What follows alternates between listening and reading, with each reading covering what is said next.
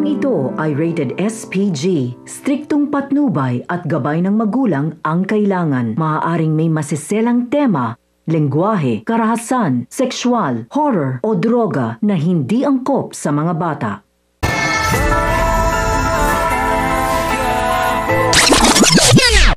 Ang mga dapat nating abangan sa FPJ's Batang Quiapo. Ngayong nasa piitan na si Tanggol, ito na nga kaya ang simula ng kanyang mas matinding kalbaryo sa kami ng mga abusadong pulis, lalong-lalo na sa kanyang tatay Rigor. Kung kaya't dito sinabi ni Rigor kay Tanggol na hindi niya pinagsisisihan ang ginawa niya dito. Muling magiging emosyonal si Tanggol dahil hanggang sa huli ay hindi niya pa rin maramdaman na kahit katiting na pagmamahal mula sa kanyang kinikilalang amang si Rigor.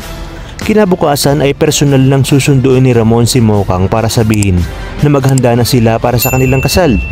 At dadalhin niya na nga ito sa mansyon upang makilala na nito ang kanyang anak at papa. Habang si Olga naman ay nakipagkita na kay David para sunduin. Sinabi ni Olga kay David na may ipapakilala sa kanya si Ramon na tila magiging kalaban pa ni David sa pagkamkam ng kayamanan ng mga Montenegro. Kaya naman kinakailangan nila itong makilala. At sa pagdating ni David sa mansyon, ay lalasapin niyang muli ang pagbubuhay hari sa pag-aakalang wala ng hadlang para sa kanyang pagyaman. Ngunit laking gulat niya nang matanaw niya mula sa taas na paparating si Ramon kasama ang babaeng pakakasalan nito na siyang si Mocha, ngunit hindi niya ito mamumukaan.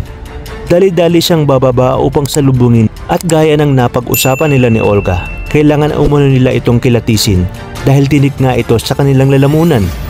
Ngunit isang malaking palaisipan kung tuluyan bang makikita ni Mokang itong si David o gagawa si David ng alibay sa oras na makita niyang si Mokang pala ang kanyang magiging madrasta.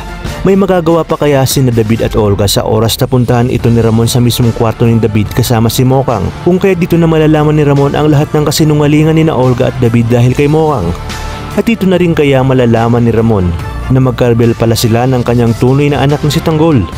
Kaya naman mga kapamilya, tutok lang dahil marami pa tayong dapat abangan dito lang sa pambansang teleserye ng Sambayanan, ang FPJ's Batang Quiapo.